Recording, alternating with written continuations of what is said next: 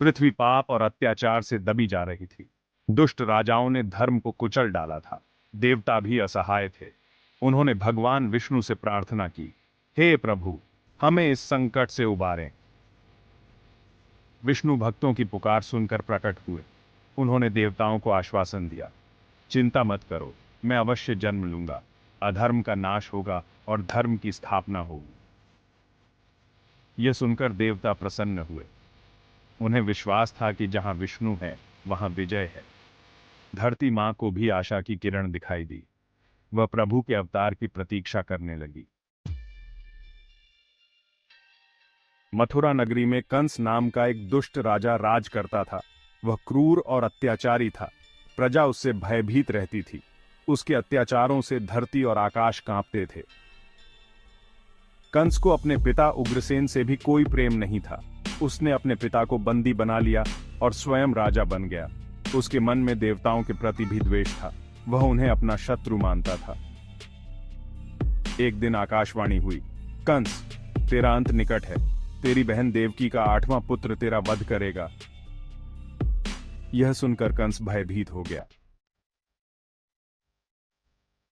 आकाशवाणी ने कंस के हृदय में आग लगा दी।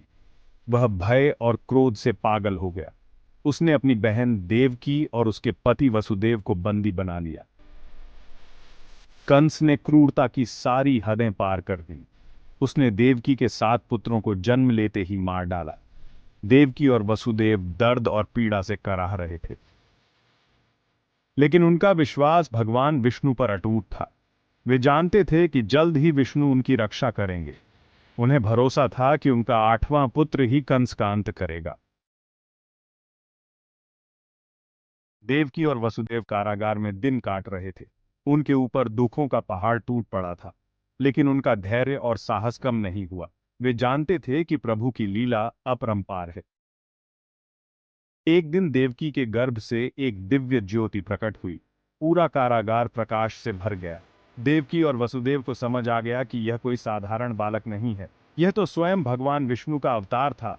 देवकी और वसुदेव ने भगवान के इस रूप को देखकर प्रणाम किया। उन्होंने प्रभु से प्रार्थना की, हे प्रभु, हमें इस क्रूर कंस से बचाइए। सेक्शन 5, दिव्य जन्म। अष्टमी की रात थी। घनघोर बारिश हो रही थी। यमुना नदी उफान पर थी। कंस के सैनिक गहरी नींद में सो रहे थे। तभी भगवान कृष्ण ने देवकी के गर्भ से जन्म लिया। जन्म लेते ही कृष्ण ने अपने माता पिता को अपना दिव्य स्वरूप दिखाया। देवकी और वसुदेव भगवान के इस रूप को देखकर अभिभूत हो गए। उन्होंने प्रभु की स्तुति की और उनसे प्रार्थना की। सेक्शन 6, यमुना पार। भगवान कृष्ण ने वासुदेव से कहा, मुझे अब गोकुल में नंद बाबा के यहां पहुंचा दो।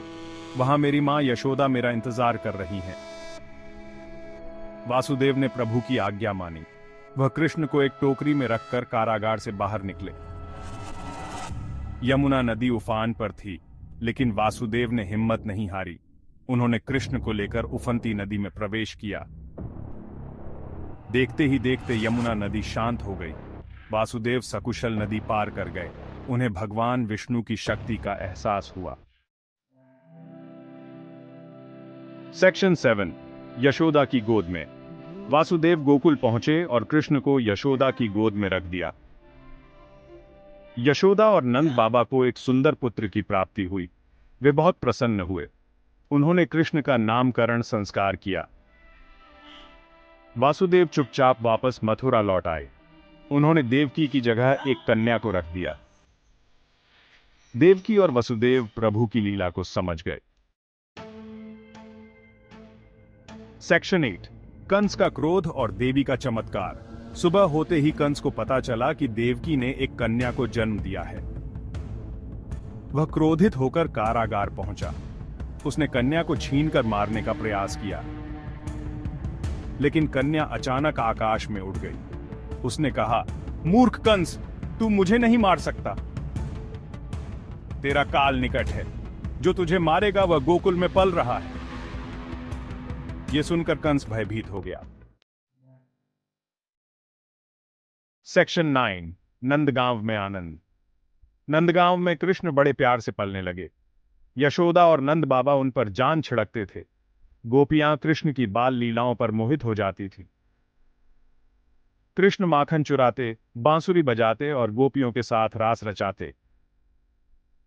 उनकी बाल लीलाएं सभी को मोह लेती थीं। नंदगांव में आनंद ही आनंद छा गया। सेक्शन 10। माखन चोर। कृष्ण को माखन बहुत प्रिय था। वे माखन चुराने में माहिर थे। गोपियां उन्हें माखन चोर कहकर पुकारती थीं। लेकिन कृष्ण की बाल लीलाओं पर सब मोहित हो जाते थे। कृष्ण की शरारतों से पूरा नंदगांव गुंजायमान रहता था। उनकी मुस्कान सबके दुख दूर कर देती थी। गोपियां उनकी एक झलक पाने के लिए तरसती रहती थीं। सेक्शन 11। ब्रज का नटखट बालक। धीरे धीरे कृष्ण बड़े होने लगे। उनकी बाल लीलाएं अमर हो गईं। वे ब्रज के नटखट बालक बन गए। उन्होंने अपनी लीलाओं से सभी का मन मोह लिया। कृष्ण ने ब्रजवासियों को कंस के अत्याचारों से मुक्ति दिलाई। उन्होंने धर्म की स्थापना की और अधर्म का नाश